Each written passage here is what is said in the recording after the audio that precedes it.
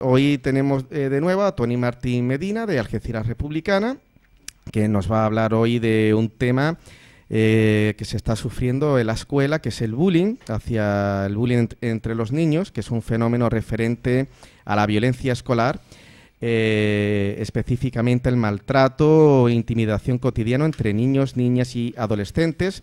Y el comportamiento es presentado durante este fenómeno como agresivo y con la intención de agredir a otro para causarle daño, y es persistente y repetitivo y se puede alargar a lo largo de un curso o de varios años. Y bueno, pues Toni nos va a comentar un caso, ¿no?, que conoces de primera mano, y nos va a hablar también del bullying en general. Voy a hablar del bullying ahora mismo en general, ¿vale? El bullying es el maltrato físico y psicológico en el que recibe un niño por uno o por varios niños de sus entornos. Esta situación suele ser cotidiana con el fin de menospreciar, someter, asustar a la otra persona en el fin de obtener algún resultado favorable a los acosadores, o simplemente satisfacer las necesidades de agredir o de extinguir a estos suelen presentar. Esta situación implica una repetición cotidiana de las burlas, de las agresiones que pueden provocar la exclusión social de la víctima, y hay varios tipos. El físico, empujones y patadas, etcétera, se dan con más frecuencia en primaria. El verbal, insultos, motes, menosprecios en público es el más habitual. El psicológico, que anima el autoestima de la persona y fomenta su secesión de temor social, que pretende aislar al joven del resto del grupo y de los compañeros. Se estima que el 1,6% de los niños españoles sufren por este fenómeno de manera constante, y un 5,7% lo vive esporádicamente. La ONG internacional Bullying Sin Fronteras informa que el acoso escolar ha aumentado en la mayoría de las escuelas de primaria y secundaria desde mayo de 2016. En mayo de 2017, descantándose por agradecimiento en la intención de los ataques, en la agresividad sin límites de los chicos. Los resultados: que en el 2015, 1.004, en 2016, 1.229, y en 2017, 1.475, aumentando en un 20% anual. Javier Miglino, fundador de la ONG Bullying Sin Frontera, comenta que las comunidades de Murcia, Madrid, Cataluña y Andalucía marchan al frente con una cantidad de acosos graves de bullying. Sin embargo, las luces de alarma deben encenderse por el aumento del 22% en toda España. Hay protocolos de actuación en casos de acoso escolar, tanto para las víctimas como padres, profesores. Para las víctimas, tienen el derecho de estar protegidos por los profesores, y tienen el derecho a defenderse sin llevar al nivel de a su agresor. Los maestros deberán castigar a los niños que acosan, cosa que no hacen, porque aunque se les digan, no ven el problema. No tener miedo a contarlo. Vosotros no lo hacéis nada malo. Hablar con vuestros padres y profesores, incluso con la directora del centro. Para los padres, dediquen tiempo a escuchar a sus hijos. Crean sus palabras. Informen al centro educativo.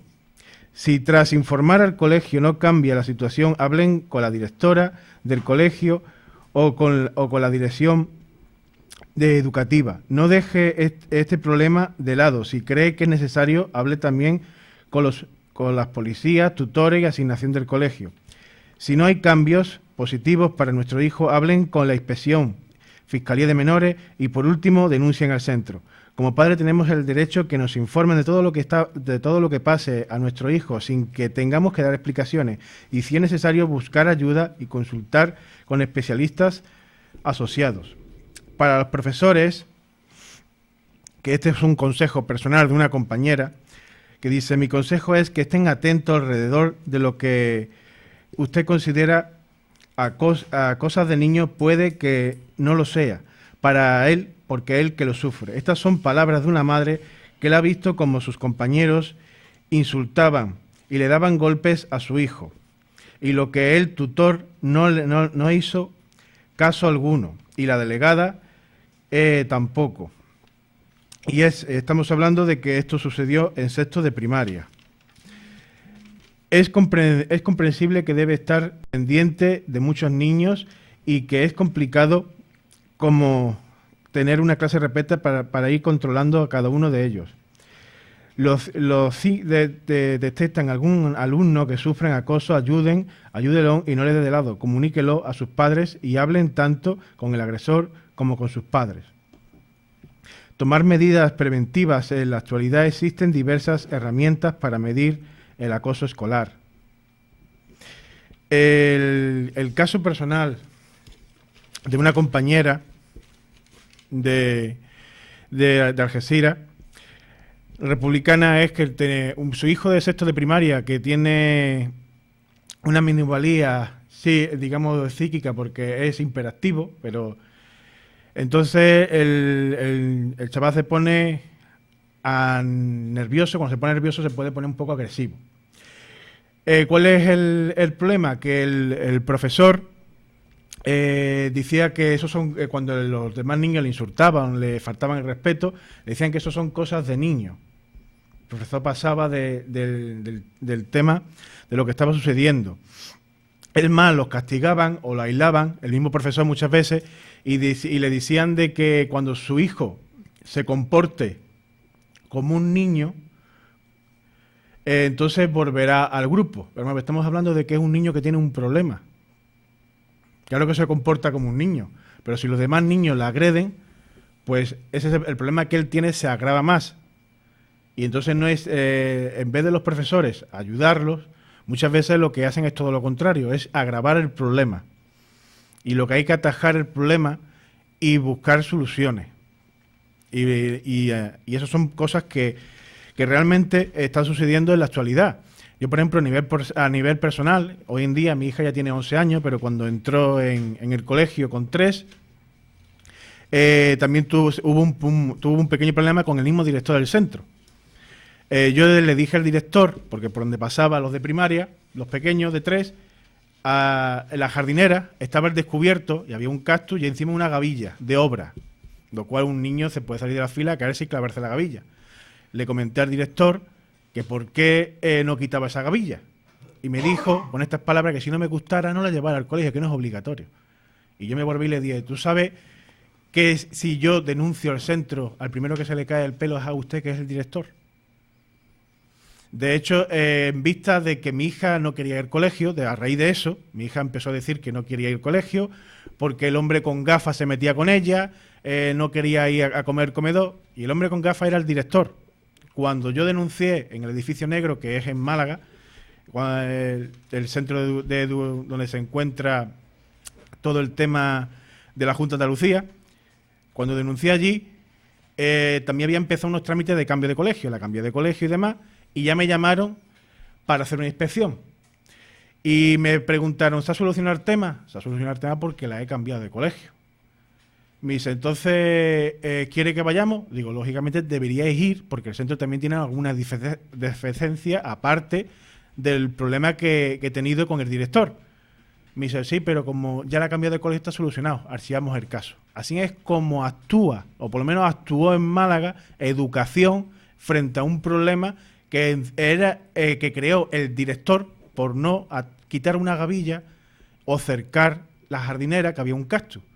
Así es como ataja educación, dando carpetazo a un caso y dejando que ese profesor y director del centro también siga ejerciendo, porque si lo hizo con mi hija, lo de meterse con ella, y que mi hija no quería ir al colegio, que cuando la cambié dio un cambio radical, o sea, ya tenía ganas, quería ir al colegio, cambió totalmente, siga dando clases gente como él, porque tenemos profesores que son como él. Bueno, se trata de un tema del bullying que hemos tratado en otras ocasiones en la hora republicana, porque no es sino un reflejo del malestar social que se traspasa a los propios centros, los muros de las escuelas, y que uno de las soluciones pasa por dar estabilidad a los maestros, que también hemos tratado ampliamente y reiteradamente en la obra republicana el tema de la falta de estabilidad por el profesorado de casi todos los centros, ¿no? Tanto de primaria como los de secundaria. Y es un problema en el campo de Gibraltar pues casi histórico, porque el campo de Gibraltar, el tema de la estabilidad, lo que son interinos, ha sido siempre exagerado, un porcentaje que superaba el 30% ampliamente. Estamos hablando de principios del 2000. Y todavía, casos siempre había, pero todavía ha ido a más. Las ratios se han ampliado, se ampliaron desde el año 2012 para acá, lo que implica que los profesores pues están más saturados para vigilar a más niños, que tienen menos personal en los propios centros y que deteriora al final y al cabo, la enseñanza, en particular la pública, para la cual no hay dinero, pero para la privada pues no para de absorber cada vez más recursos, aparte de los que les piden, los que les extraen a las propias familias, que es como decimos aquí, se paga 2 veces la privada, porque la pagamos entre todos para que exista y los padres la pagan para que los niños vayan.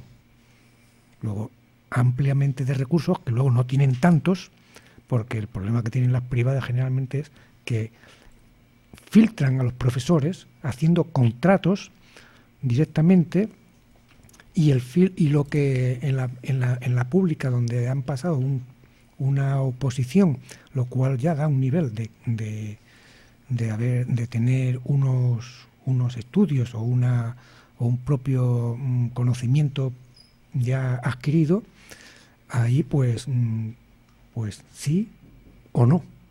Y generalmente los profesores que no entran en los concursos pues recaen siempre en las privadas y tienen peores salarios, peores horarios laborales, los derechos propios pues se les intentan no reconocer, de manera que nosotros que apostamos por la pública y sobre todo por una pública de calidad, con unos profesores como siempre se han tenido en la mayoría de los colegios públicos, ahora se lo están saltando a la torera, pasada la oposición, entran a ocupar el puesto que le corresponde, y sobre todo el número de profesores apropiado, que la ratio se vuelva a un número normal, 20 niños aproximadamente, como mucho, y excepcionalmente pasar más de 20. De esa manera se atajaría, en cierto modo, este tipo de cosas de mal comportamiento de ciertos niños en ciertas ocasiones. Francisco. Sí, bueno, ante este tema, claro, esto tiene razón en lo que dices, pero esto es un tema estrictamente social, ¿no? Yo, por ejemplo, fui un niño acosado en mi tiempo. Estoy hablando de la escuela de los años finales de los 60, principios de los 70, con lo cual, evidentemente, no ha cambiado mucho la cosa, ¿no? Hay un cierto tipo de problemas sociales que no solamente no se han arreglado, sino que se han incrementado. ¿Por qué? Porque hoy en día se utilizan técnicas más sofisticadas para el acoso. Y de hecho se le ha puesto incluso una palabra, un anglicismo, ¿no? El bullying, antes era acoso, puro y simple, ¿no? Igual que ahora, ¿no? Entonces, claro, lo lamentable de todo esto es que realmente es un problema social enquistado que parece ser que no interesa a las grandes, a los gobernantes. No es solamente que los problemas que tú has dicho de los profesores con los ratios que tienen y demás, sino que es que además no están respaldados por nadie. la autoridad no lo respalda a la hora de impedir el acoso. ¿Por qué? Porque muchas veces tienen que tener cuidado porque las leyes de protección a los menores son tan amplias y tan grandes que como te pase el 2 milímetros puede ser perjudicado el mismo profesor aún teniendo la razón, ¿no? Por tanto, realmente a donde tenemos que llegar a parar es que la sociedad en la que vivimos es una mierda. Así hablando en plata, ¿no? O sea, no conseguimos solucionar problemas tan simples como que un niño pues no viva sometido al miedo, porque realmente se pasa muy mal, ¿no? O sea, cuando yo recuerdo haberlo pasado mal y tan mal que no quería ir al colegio, ¿no?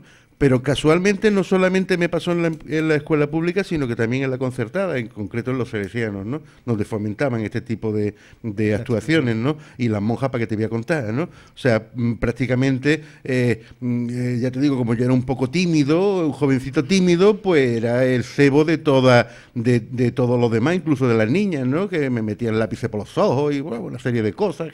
Y claro, la respuesta de las monjas era que yo tenía que defenderme. Entonces decía, pero bueno, señor, pero o sea, ¿qué me está usted diciendo? ¿Que yo le tengo que meter una hostia a la niña? ¿O qué me está usted diciendo? O sea, ¿ustedes para qué están aquí?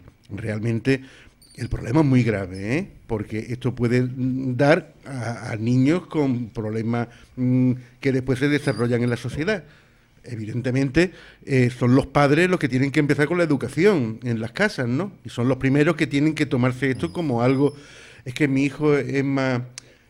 Hay padres que se sienten muy contentos porque su hijo es el que acosa, no es el acosado. Es que mi hijo es especial, es que mi hijo es. Entonces, pues claro, muchas veces está fomentado por la propia familia, ¿no? Este tipo de actuaciones, ¿no? Una cosa, es más, incluso mi hija lo ha padecido también, ¿no? Lo que pasa es que, claro, yo sabiendo estos temas, pues cuando fui al colegio, pues tuve la suerte de que los profesores que en aquellos entonces se encontraban allí, o la directora en este caso, pues se lo tomó en serio y consiguieron paralizar a los acosadores con castigos, con terapias, etc., y al final pues todo fue a su cauce, pero es un problema muy grave, porque estamos hablando de una capa social muy débil, ¿no? En fin. Bueno, hemos traído el nuevo número de CGT Metal.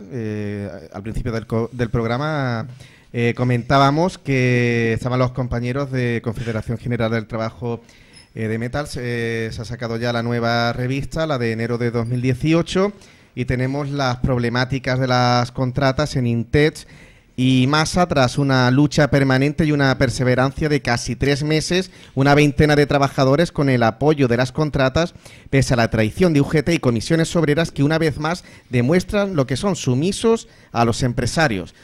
Bueno, José María, coméntanos los contenidos de esta nueva revista. Yo creo que antes de entrar en el tema, yo quisiera decir algo respecto a Arguñe. A lo que ha dicho el compañero Juan Ramón de que estamos falta de profesorado, sí se entiende que estamos falta, pero yo lo que quería comentar, ¿el profesor no se entera cuando un niño está recibiendo acoso y tiene en la clase 20 niños?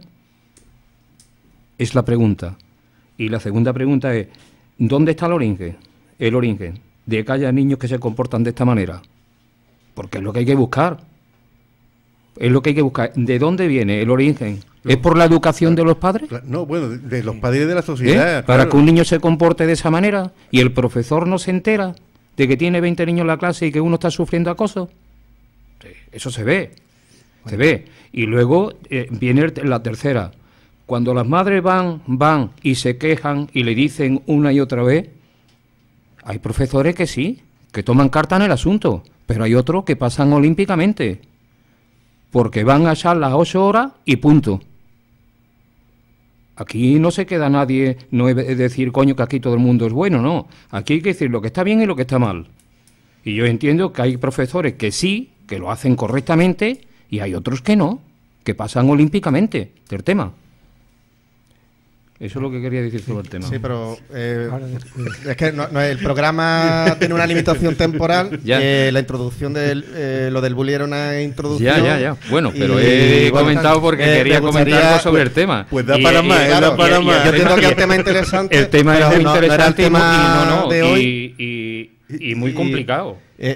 Sí, porque el compañero dijo que era un tema simple, pero que realmente es un tema complejo y, claro, se va a ir el tiempo en el debate y me gustaría que tratáramos también los problemas del metal, ¿no? Me parece muy bien. Tomamos ahora el temita de lo que es el problema de lo que has comentado sobre el tema de la problemática de las contratas y que decir que diríamos que desde CGT, en el respecto al tema de los compañeros de Intes Masa, pues valoramos positivamente el acuerdo alcanzado, el cual ha sido posible gracias a la acción sindical. Una vez más se ha demostrado que son los trabajadores los que conseguimos positivamente llegar a estos acuerdos y doblegar a los empresarios, porque jurídicamente y tirando por otros derroteos no conseguimos absolutamente nada. Nada, si no es en la calle, parando a los restos de los compañeros, haciendo concentraciones y provocando situación de huelga, que es a lo que a la empresa le duele.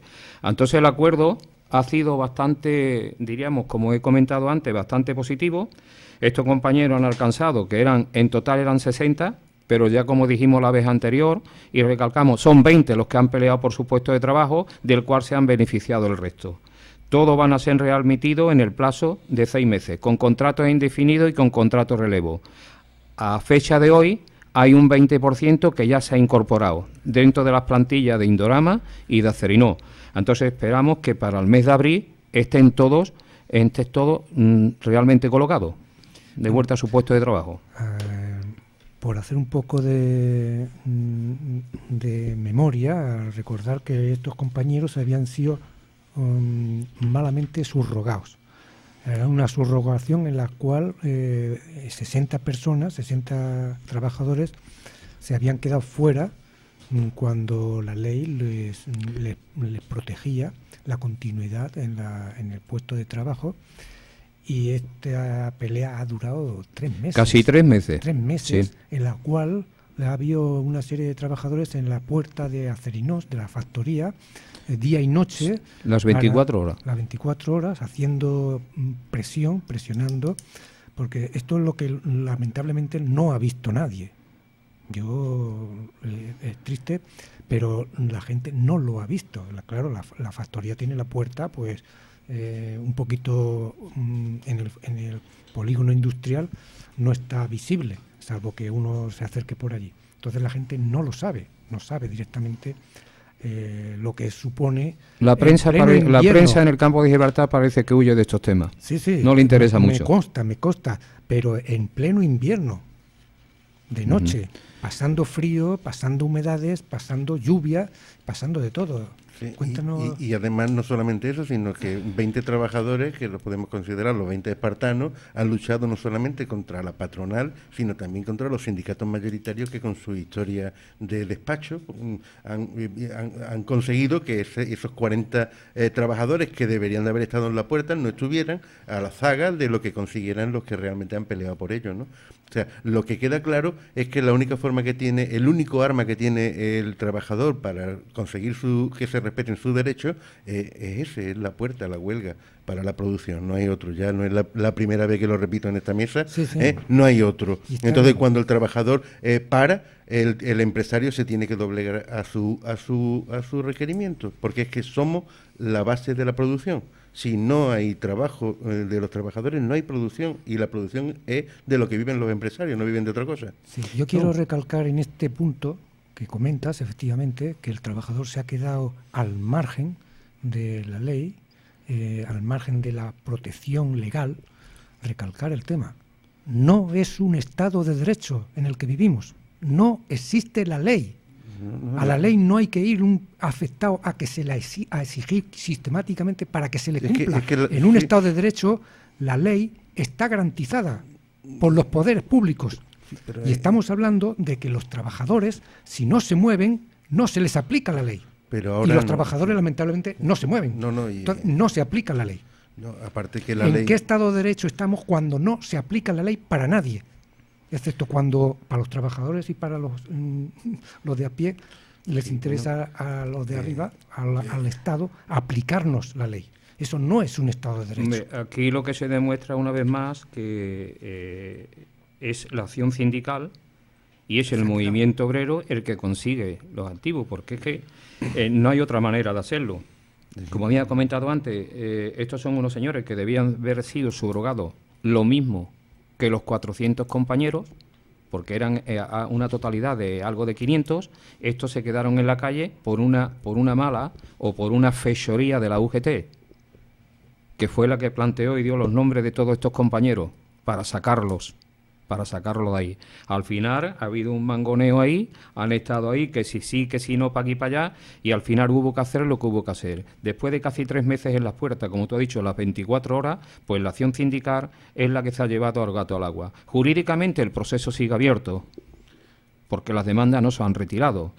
Ellos van a ser recolocados y el proceso sigue abierto. El día de mañana, si la ley le da la razón, tendrán que ser subrogados. Pero de momento estos compañeros van a volver a entrar y a ser recolocados en los puestos anteriormente de trabajo que tenían.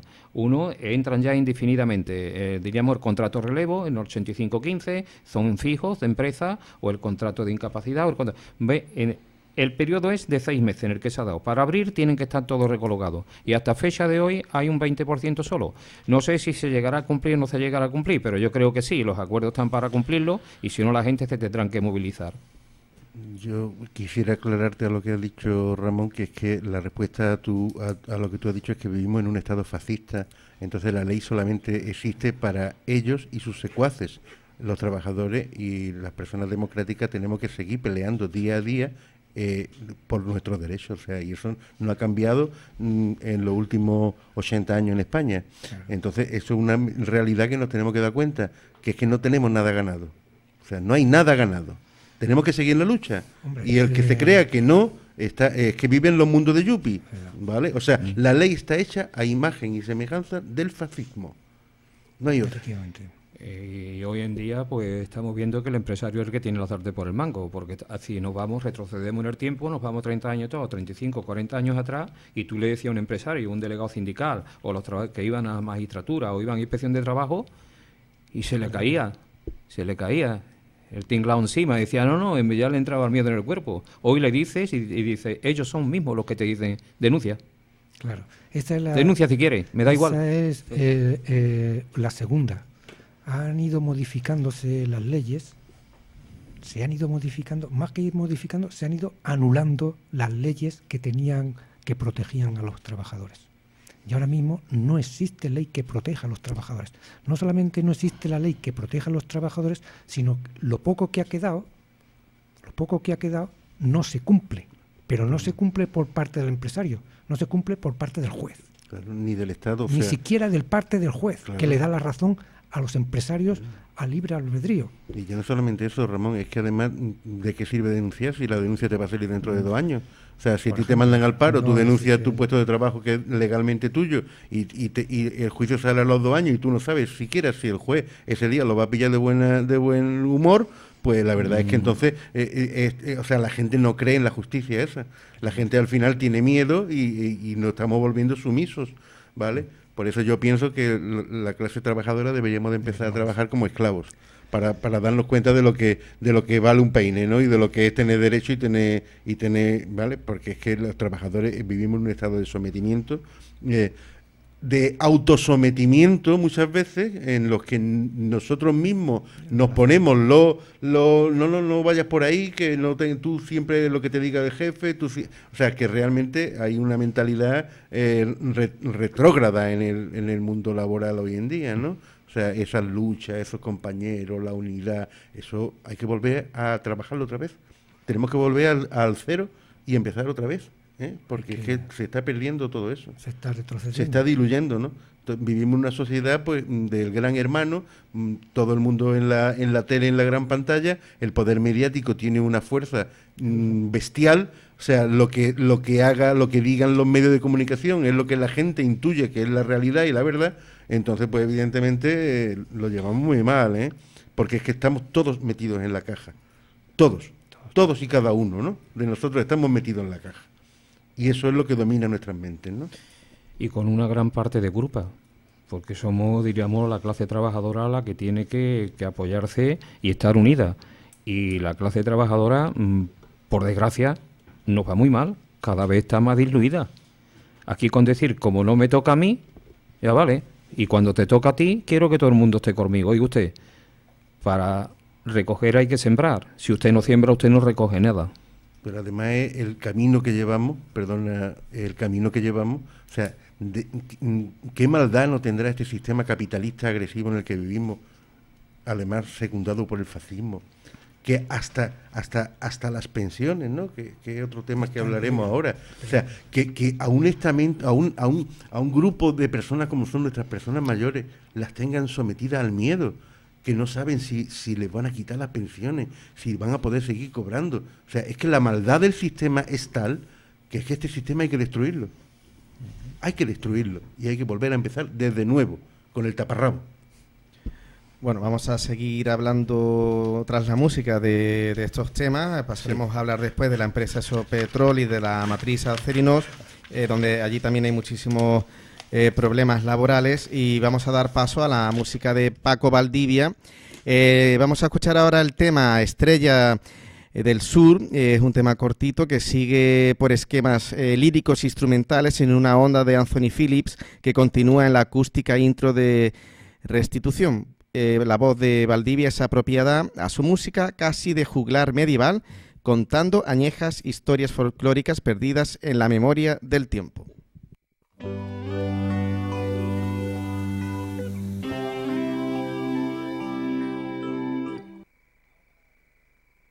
La Hora Republicana, un programa de la plataforma estatal Ciudadanos por la República en Radio Solos Barrios. Paco Valdivia y su disco El Tiempo del Sol. Acabamos de escuchar el tema Estrella del Sur.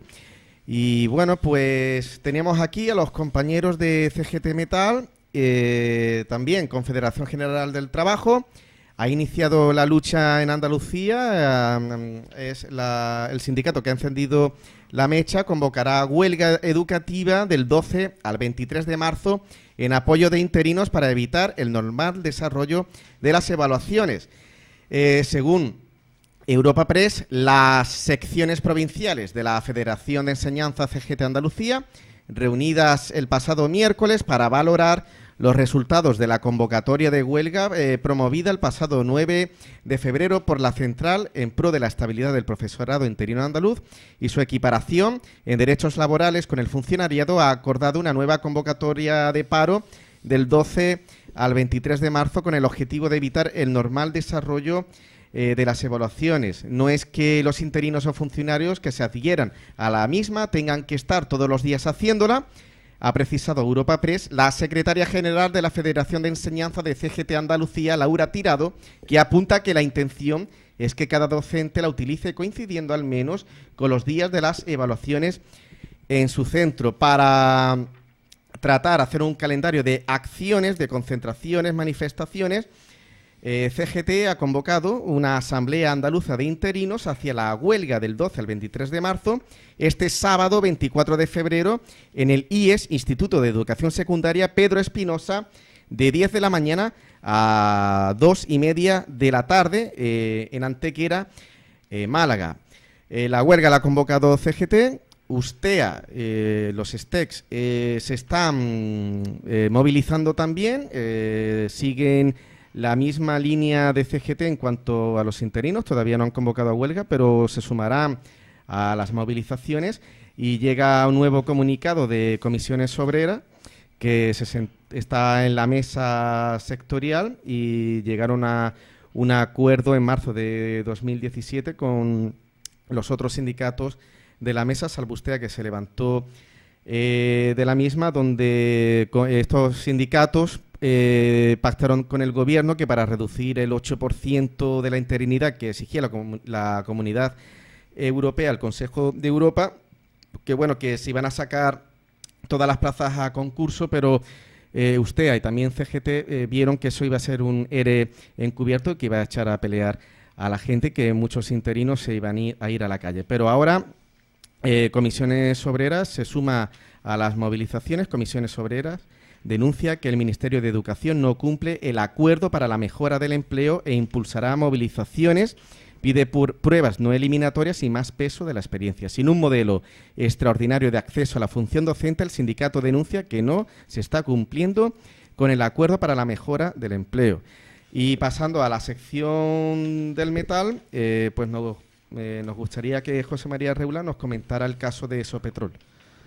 Bueno, Sopetrol, al igual que los compañeros de Interspain, pues se han pegado casi mes y medio acampados en las puertas de Acerinox las 24 horas, y al final pues se ha conseguido, como bien he comentado antes, el acuerdo ha sido positivo, y una vez más lo vuelvo a recalcar, por el apoyo y solidaridad de todos los compañeros y trabajadores de contrata y delegados de contrata. Y el acuerdo ha pasado porque los 2 despedidos que había en principio han sido recolocados con contratos indefinidos.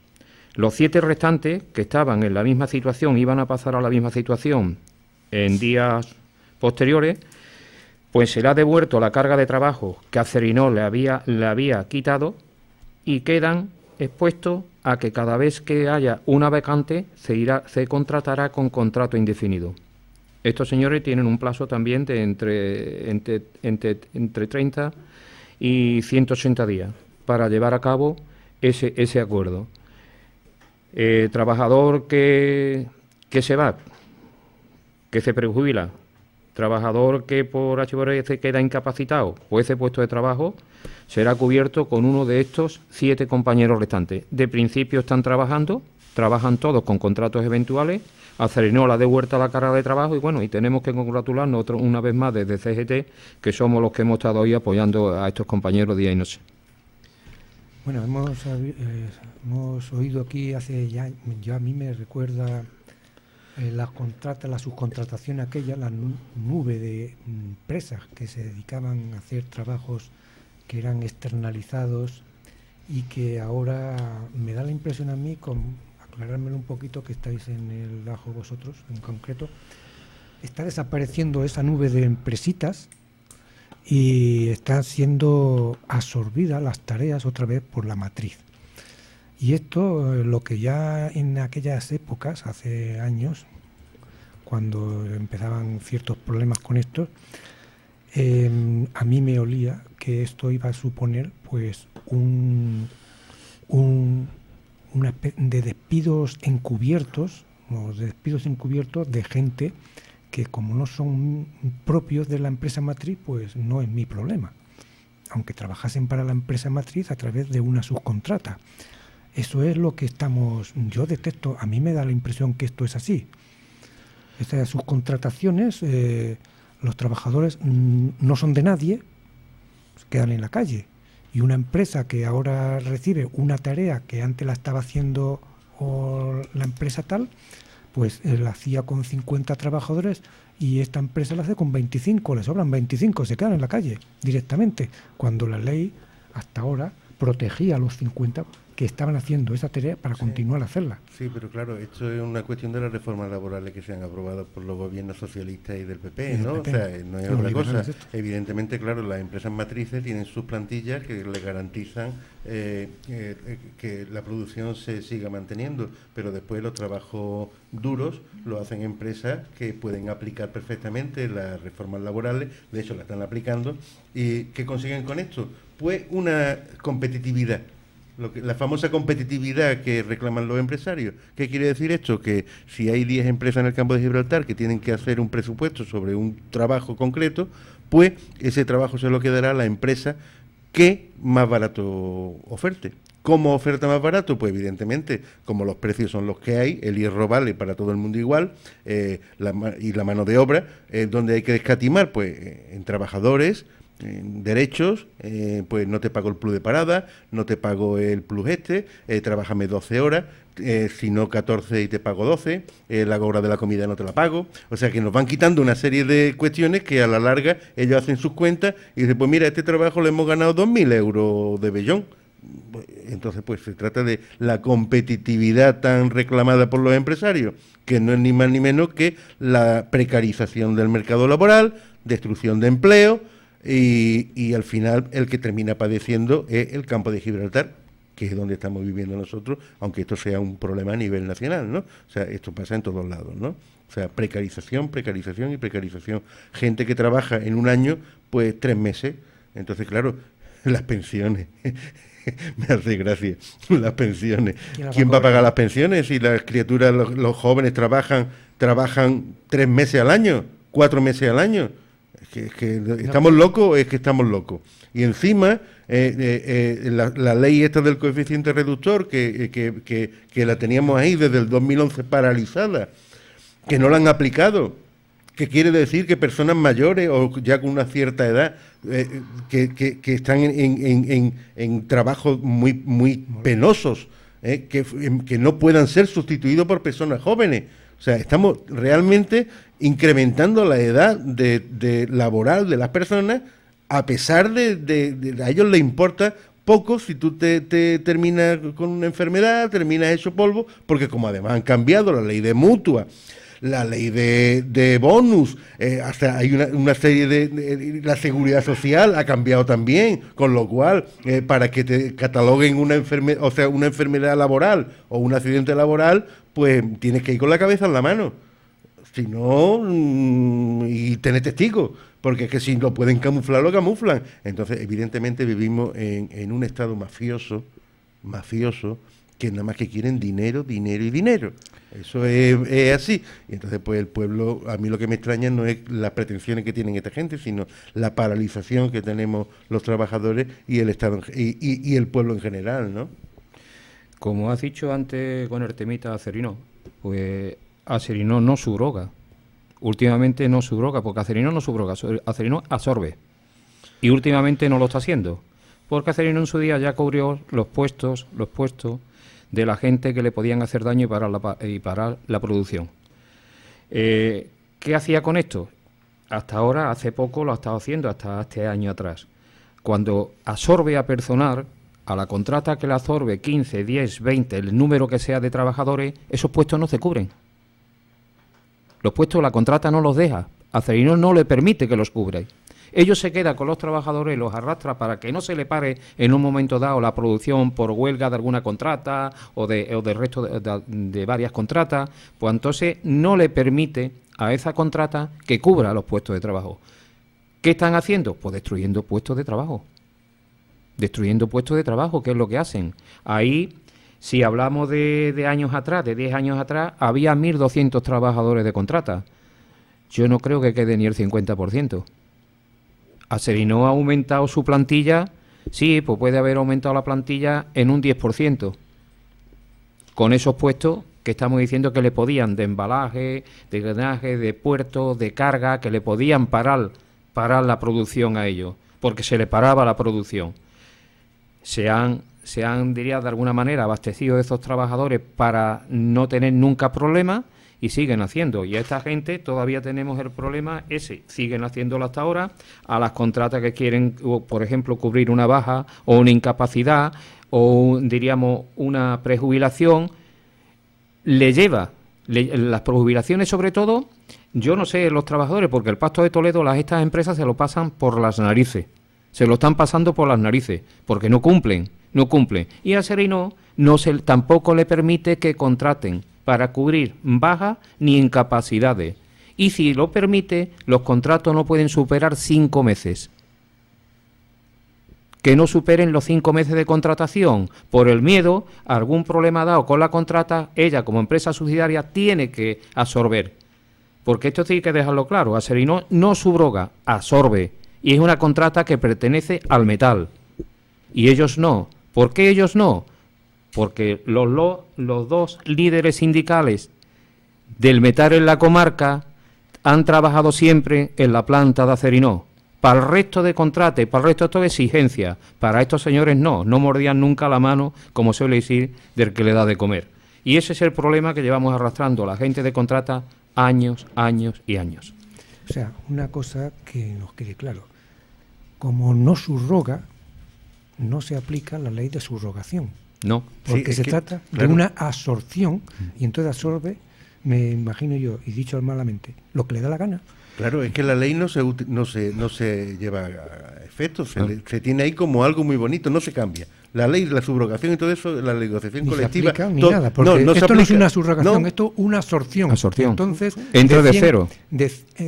O sea, entra de cero. Sí. O sea, los señores que son absorbidos son nuevos contratos. Sí. Entra de cero. Es que no se molestan en cambiar las leyes, sino que es que simplemente no las cumplen. No, lo pierden todo. Verbalmente, hay algún trabajador que le ha dicho, que dice que le dicen verbal, todo queda verbalmente, que en caso de despido, pues sí, le aplicarían, pero bueno, eso es... Dentro de 2 o 3 años, ¿quién se acuerda de aquello? Además, el problema surgiría y estaría si en un caso dado Castellino tuviera que despedir, ¿a quién iba a despedir? A todos los absorbidos, ¿no? A los novatos, a todos los absorbidos.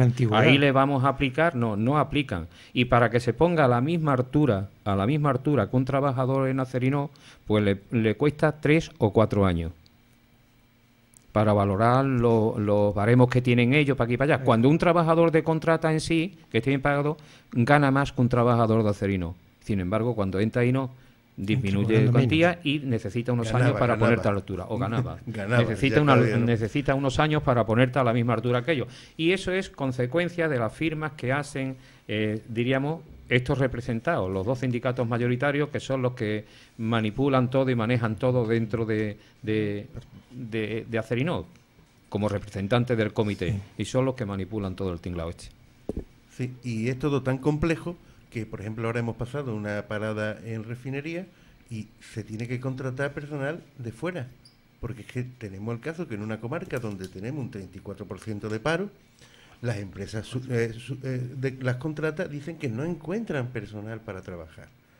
Se traen personal de Cáceres, de Extremadura, de Puerto Llano, pagándole dieta, etc. Bueno, pocas, porque ellos se tienen que pagar las casas ahora, o sea, con unas condiciones lamentables, y en cambio no invierten en el campo de Gibraltar. ¿Por qué? ¿Eso por qué será? Eso tiene también su camino y su explicación. Ahí, antes que se nos vaya, porque no va a haber tiempo mucho, tenemos nuevo convenio del metal. ¿Nuevo? Bueno, nuevo, creo. Parece ser que... Nuevas son las firmas. El convenio es exactamente lo mismo. Una subida del 1,7. Mejoras, pérdidas... Nada. Algo que destacar del convenio Nada.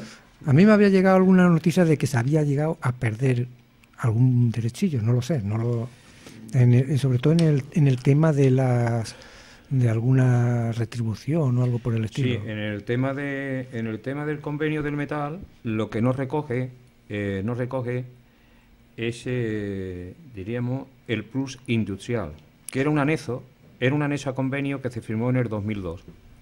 En el 2002, en la famosa huelga del 2002, se consiguió dar un paso bastante importante y darle un buen estacazo al convenio, diríamos, de forma positiva, pero desde el 2002 hacia aquí, todos son pérdidas.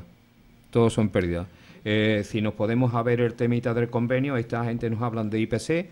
Oye, si el IPC se lo liquidaron, nos hablan de que la aplicación del convenio empezaría desde el 1 de enero del 2017, pero la gente cobrará, les regalamos 4 meses a los empresarios de atraso. La gente le aplicarán el salario a partir de mayo del 2017. Esos 4 meses se los regalamos a los empresarios por lo bien que lo han hecho. Luego tenemos otro problema, que antes en el tema de horas extraordinarias también va a la baja. En el tema el resultante es de que si tú querías cambiar antes una hora extraordinaria eran 2 ordinarias, ahora 1,50. Lo hemos reducido. En el tema de la jornada laboral hemos subido con respecto a cómo vamos a más, sí. Vamos a más también. Total, que si te pones a ver el convenio, en el temita del plus de parada, que también se para aquí para allá, el plus de parada, según convenio, porque aquí no lo recogen, son muy cucos. En la plataforma firmada en el preacuerdo sí viene, aquí no. Aquí no, porque si no alarmaría a la gente, para que la gente no se alarme. Eso de es un acuerdo distinto. Eso es respecto al acuerdo de parada donde te dicen, y al acuerdo del Plus Industrial, donde te dice que aquellos convenios que no lo tengan tendrán que irse al CERCLA o pasar por la asesoría. Si quieres cobrarlo. Sí, claro, si quieres cobrarlo. Cada vez sí, es que te pones a mirarlo y hay una serie de cada vez hay menos empresas que pagan el plus de parada, por ejemplo, ¿no? O sea, ya son Ninguna. las empresas más grandes, podríamos decir ahora mismo, son las que, pero vamos, casi ninguna pagan ya el plus de parada, ni el plus de disponibilidad terminarán por quitarlo también, porque eso es lo que pretenden bajándolo del convenio, ¿no? Entonces, evidentemente, vamos atrás. Y además que tienen la poca vergüenza esa de hablar de IPC cuando el IPC... Estoy aquí... Que no consigo hoy coordinar el programa. Hoy no lo consigo. Hoy estamos desatados. Bueno, que tenemos una noticia de actualidad internacional. Ha nacido el petro y vamos a tener un éxito total para el bienestar de Venezuela, según ha afirmado el presidente de la República de Venezuela, Nicolás Maduro. El gobierno de Venezuela lanzó ayer martes oficialmente ya la criptomoneda, el petro, respaldada por recursos petroleros con el objetivo de abrir una nueva era económica en la nación. El vicepresidente de la República, Tarek El Aissami, dio inicio al proceso de preventa de la criptomoneda venezolana en las horas de la madrugada. Desde este 20 de febrero estará disponible el manual de adquisición y comercialización del petro e iniciará la preventa de esta moneda digital con 82,4 millones de unidades disponibles. Ha nacido el petro, hoy se inicia formal y oficialmente la preventa del petro venezolano. Venezuela se coloca en la vanguardia de los tiempos futuros. Vamos a escuchar un audio sobre este tema y después lo comentamos. El gobierno de Venezuela inició preventa del petro, la criptomoneda que impulsó el presidente Nicolás Maduro con el objetivo de burlar el cerco financiero impuesto por Estados Unidos. Damos inicio formal y de manera exitosa a la implementación de nuestro criptoactivo el petro y su respectivo proceso de preventa, informó el vicepresidente Tarek El Aissami en una rueda de prensa ofrecida pasada la medianoche de este 20 de febrero desde el Palacio de Miraflores. Este lanzamiento dio inicio a una preventa privada de 38,4 millones de petros, en base a una emisión de 100 millones, la cual se realizará durante un mes. Después del 20 de marzo inicia, de acuerdo a lo publicado en el portal web del petro, la oferta inicial pública de otros 44 millones y el Estado se reservará los 17 millones restantes. Hoy se inicia formal y oficialmente la preventa del petro, y Venezuela se coloca en la vanguardia de los tiempos futuros. Hoy martes 20 de febrero pasará a ser un día de historia, indicó. El vicepresidente destacó que se trata del primer estado que lanza su criptomoneda, respaldada en sus reservas y riquezas naturales, y aseguró que se hace respetando los estándares de la Comunidad de Monedas Virtuales para generar confianza y seguridad en el mercado global. Previamente, a las 21:30 hora local, el presidente venezolano, Nicolás Maduro, difundió un video en Twitter en compañía de varios funcionarios, entre ellos, el superintendente de criptomonedas, Carlos Vargas, y El Aissami, en el que aseguró que este 20 de febrero se darían importantes noticias. El precio de venta de referencia del petro inició en $60, equivalente a la cotización del barril de crudo venezolano a mediados de enero, pero el gobierno aclaró que está sujeto a cambios. En el white paper, hoja blanca, el cual detalla las especificaciones técnicas y operativas de esta criptomoneda, se expone que los ciudadanos podrán adquirir incluso una 100 millonésima parte, que se conocerá como MENE. Antes los usuarios deben crear una billetera virtual, la cual será de su entera responsabilidad, así como todos los riesgos asociados. La creación del petro la anunció el presidente el pasado 3 de diciembre de 2017, y explicó que estará respaldado en recursos naturales como petróleo, oro, gas y diamantes. Según Maduro, inicialmente el petro estará avalado por más de 5.300 millones de barriles de petróleo certificados de la faja petrolífera del Orinoco, lo que equivale a 267.000 millones de dólares que respaldarán la primera emisión. En el portal web se explica que durante los últimos 4 años Venezuela ha experimentado la mayor crisis financiera de su historia, situación que ha resultado en una devaluación de su moneda nacional, el bolívar, por lo que surgió la necesidad de crear el petro. El presidente Maduro ha explicado que esta moneda virtual surge ante la necesidad de burlar las sanciones impuestas por el gobierno de Estados Unidos sobre la economía de la nación caribeña, por lo que se crea como un mecanismo que no necesita una entidad financiera como intermediario para realizar un pago. Por su parte, el Departamento del Tesoro de Estados Unidos advirtió a los estadounidenses que deseen invertir en el petro que podrían exponerse a riesgos legales, si violan las sanciones financieras impuestas por ese país a Venezuela. Bueno, pues acabamos de escuchar un audio sobre la criptomoneda Petro, que es la única en el mundo que está sustentada en físico con 5.342 millones de barriles del campo 1 del bloque Ayacucho de la franja petrolífera del Orinoco, tras las sanciones de Estados Unidos y la Unión Europea al gobierno bolivariano de Venezuela, tras la Asamblea Nacional Constituyente, la estrangulación económica a lo largo del tiempo y las manifestaciones violentas de este verano perpetradas por la oposición de la Mesa de Unidad Democrática. La criptomoneda, el Petro, fue creado por el gobierno venezolano para combatir el bloqueo financiero impuesto por Estados Unidos, captar inversiones y generar un nuevo mecanismo de pago de bienes y de servicios. Y en torno a la huelga general de 8 de marzo, uno de los sindicatos que ha convocado 24 horas es CGT. El Día de la Mujer Trabajadora, voces de mujeres trabajadoras negras, indígenas, blancas, mestizas de América del Norte y del Sur critican el análisis centrado solamente en las relaciones de género, es decir, hombre-mujer. La unidad de todas las mujeres en el género, sin la lucha de clases, es idílica y se ocultan las causas verdaderas de las desigualdades y privilegios que ocasionan opresión. No se puede explicar la opresión de la gran mayoría de las mujeres desde una mirada que solo atienda al género, sino que también se debe atender a la clase social y a las razas. Se ve necesario repensar todo lo producido por el feminismo euro-Estados Unidos céntrico a fin de transformarlo y enriquecerlo. Desde mediados de los años 70 suenan las voces de estas mujeres que representan el feminismo descolonial. Se trata de entender por qué hay mujeres pobres, se trata de entender los privilegios de lo blanco.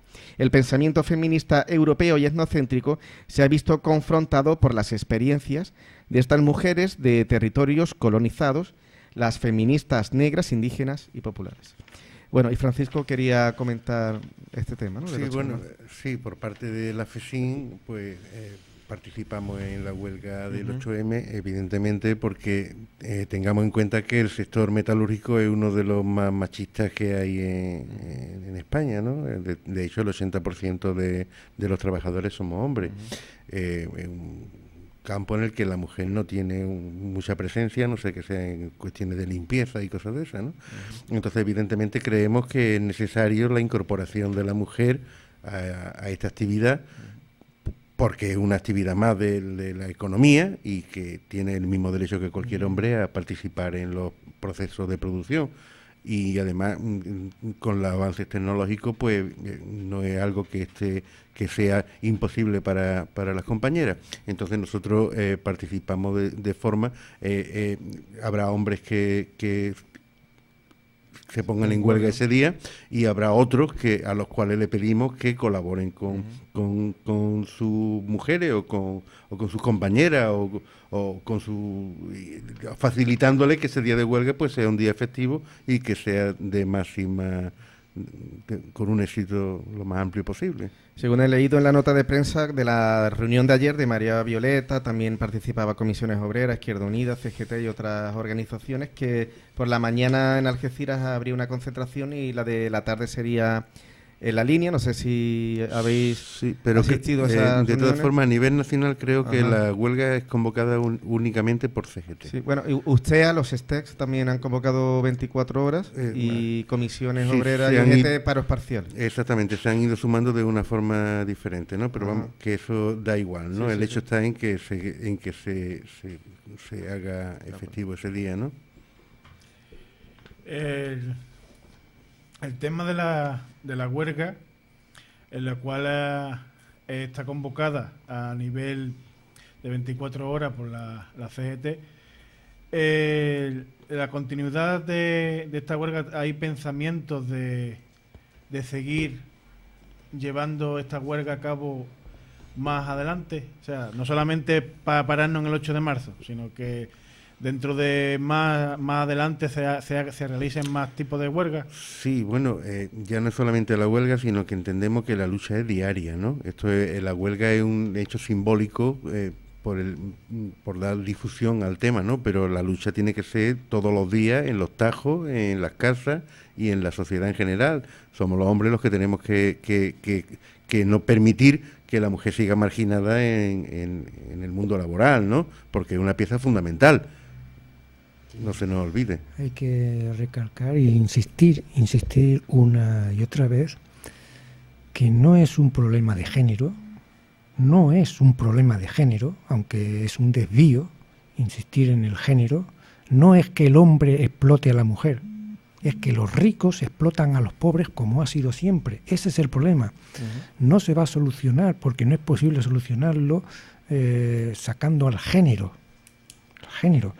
Las mujeres ricas explotan a las mujeres pobres. Y el problema existe cuando la sociedad, los últimos viendo, en concreto en España, el paro supone un 30%. Y lo vemos diariamente, familias enteras, hombres y mujeres de la familia, todos en paro. Y las familias acomodadas, con las que han tenido acomodo o que tienen suerte, entre comillas, todos trabajando. Como yo digo, hasta el perrito trabajando. Todos. El niño, la niña, el padre, la madre, la abuela, la tía, todos trabajando.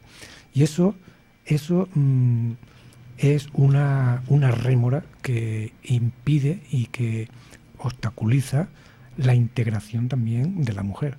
O nos integramos todos, hombres y mujeres, en igualdad y en respeto, o no existe ningún tipo de derecho para nadie. Si la mitad de la población está excluida, se excluye también a la mitad de las mujeres. Y luego está pues problemas sociales, problemas que se llevan a sus casas y que estamos viendo diariamente y que repercute, por supuesto, a todos los niveles, también como hemos visto por la parte del programa, en el entorno de la enseñanza infantil. Los problemas de la familia se van a la escuela, se lo llevan los niños puestos. Y un niño que tiene la familia rota, que no tiene esa educación por parte de sus mayores, porque sus mayores están rotos, se lleva el problema a la escuela. Y es un roce y un problema que tienen ahí. O sea, o todos nos sacamos, o todos salimos, o aquí es la ley de la selva. Evidentemente todo está interrelacionado, como tú bien dices. El tema de la marginación de la mujer no solamente en el ámbito doméstico. Vemos que la sociedad a nivel general margina a la mujer en todos los ámbitos. En el ámbito deportivo, el más conocido, que es el fútbol, de hecho, la mujer en un segundo plano. La mujer no se le permite jugar a ciertas edades ya con los hombres, a ciertas edades ya se hacen equipos femeninos, pero esos equipos femeninos no tienen apenas visibilidad ninguna. Porque si gana algún torneo, si gana algo, no le dan la importancia que le pueden dar a un equipo masculino. Y ahí partimos de toda la base, porque realmente el deporte, por ejemplo, femenino, está discriminado en el sector de la telecomunicación, porque no le dan la importancia, no valoran en ese aspecto. Y en el ámbito del trabajo pasa exactamente lo mismo. Hay sectores del trabajo en el cual la mujer no puede acceder porque dice que eso nada más todavía sigue siendo trabajo de hombre. Entonces, hay un trabajo, trabajo por hacer, en el cual no se ha avanzado en años. Se ha podido avanzar, pero vamos, pasos bastante pequeños, pero seguimos todavía con un retraso enorme y, como tú comentas, estamos yendo para atrás además. Porque yo estoy viendo en la sociedad joven, en los jóvenes, Yo tengo 36 años y en los más jóvenes que yo estoy viendo que está renaciendo ese machismo de nuevamente. Sí. Es que además la sociedad esta es tan cruel y tan mala que nos enfrenta. Los problemas de género que hay últimamente son bestiales, ¿no? Bueno, bestiales que mueren muchas mujeres en manos de hombres, ¿no? Y también hay algún hombre que muere en manos de mujer, pero vamos, que la sociedad esta nos lleva a que estemos enfrentados. Ellos nos quieren divididos, no nos quieren unidos, ni hombres ni mujeres, ni a los trabajadores, ni a ningún aspecto de la sociedad, porque en el momento en que nos unamos, ellos caen. Entonces, contra más desunidos estemos mejor. Entonces, fomentan directamente el enfrentamiento de género, ¿no? Bueno, estamos ya en la parte final del programa. Damos paso a la música de Paco Valdivia. El tema Restitución, la voz de Valdivia es medieval, contando añejas historias folclóricas, un todopoderoso mellotron que arropa su voz en un sinfonismo de los 70 que resulta reconfortante, aliviador y a la vez sorprendente. Escuchamos este tema y damos paso a la actualidad republicana, las noticias estatales.